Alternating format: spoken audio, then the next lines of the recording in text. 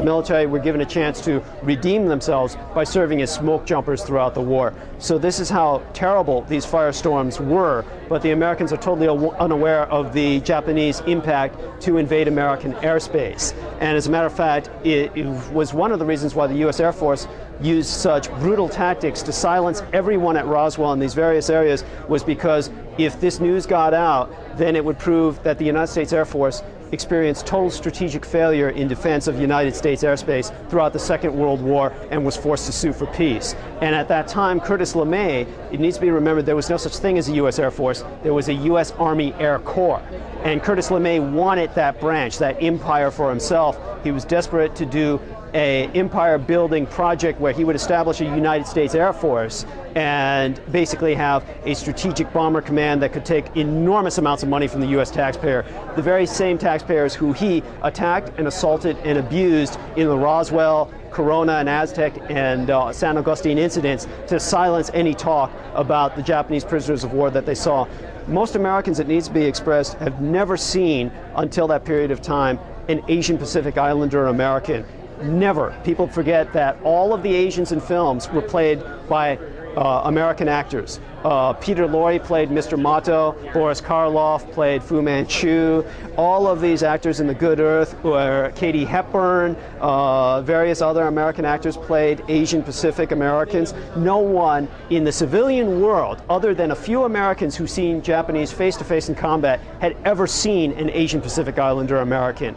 These Japanese pilots were shaved bald to prevent static electricity from interfering with their work on the gondolas at high altitudes and at altitude changes. The entire plan was brilliant because it was all rubberized silk, bamboo and balsa wood gondolas. None of this could be spotted on radar. The dirigibles would carry the gondolas over the American radar net, at which time the gondolas would be detached and fly under the American radar net. When Emperor Hirohito sent one of these samples to the U.S. Americans through neutral means, such as the Swiss and the Swedes, the Americans were convinced his plan could be carried out, and they sued for peace. So they knew it could be carried out because the more primitive balloon bombs, which were made out of rice paper, were doing enormous damage to the United States war effort and prevented it from strategically pursuing its goals of deploying atomic bombs for a far longer time than it wanted. So at that point in the war, by the time the atomic bombs were deployed, they were militarily useless. As an example, most Americans are unaware of this, but Nagasaki, the second bomb, is known as a forgotten bomb. It's forgotten for a reason, because it was a military failure. When the bomb was dropped on Nagasaki, the Japanese had already bunkered so deeply beneath the city that Mitsubishi Power Plant had a total of almost 4,000 factory workers working underneath Nagasaki who were totally unaware that a bomb had been dropped. So military aircraft production continued at full swing.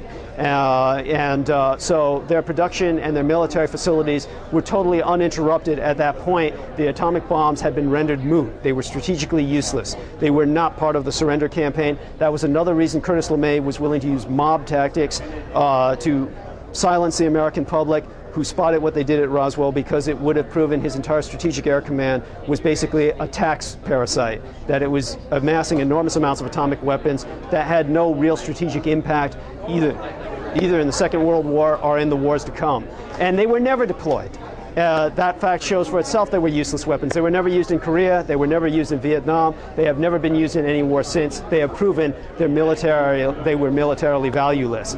So in terms of following up with Curtis LeMay's own empire building, the Japanese victory in forcing the Americans to sue for peace, the American unfamiliarity as civilians with how Asian Pacific Islanders looked and appeared, it goes back to the bodies themselves. What people would spot would be, and this is important to emphasize, the Japanese race never surrendered when it was confronted with the opportunity to do so.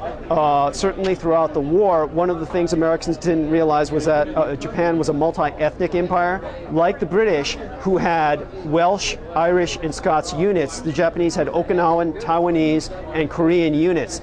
These the Japanese authorized to surrender if out of ammunition or surrounded. And at that point, when many of them surrendered on Saipan Okinawa or various other areas, the Americans would write, "Jap surrendered, Jap surrendered." They were totally unaware that these were ethnically not Japanese because they spoke Japanese just as many Irish and Welsh and Scots will speak English. But the reason this is important is because Japanese were never authorized to surrender. They would always commit suicide. Whenever they were captured, they were suffering enormous amounts of blood loss and unconscious. They were shipped to enormous camps, if they were specifically Japanese, in Australia, where many of them would charge a machine gun nest, wrap themselves in a razor wire, and bleed out. This is an important point because Emperor Hirohito ordered the gondola units to surrender.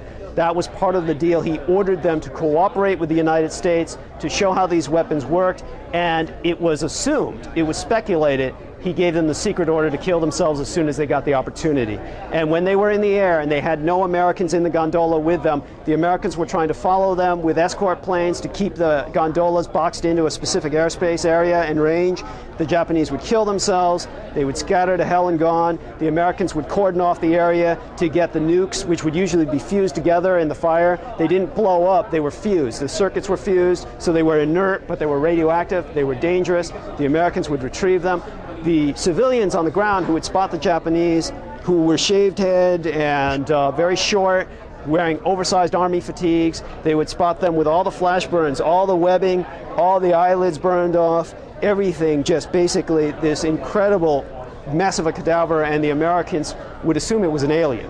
They had never seen anything like it, and the flash burns would make them look even more alien. They would look like children. Those that lived and were deployed later were often kept at Roswell as prisoners throughout that period of time, and guards would see them. And guards, of course, would say, gee, there's little people in these cells. They're pathetic, they're pitiful, and every once in a while they'll bring them out, and that's when they saw their chance and would self-destruct. My name's Douglas Dietrich, and I was born in Taiwan, but I grew up in San Francisco, worked for many years at the San Francisco Presidio Military Base as a Department of Defense research librarian.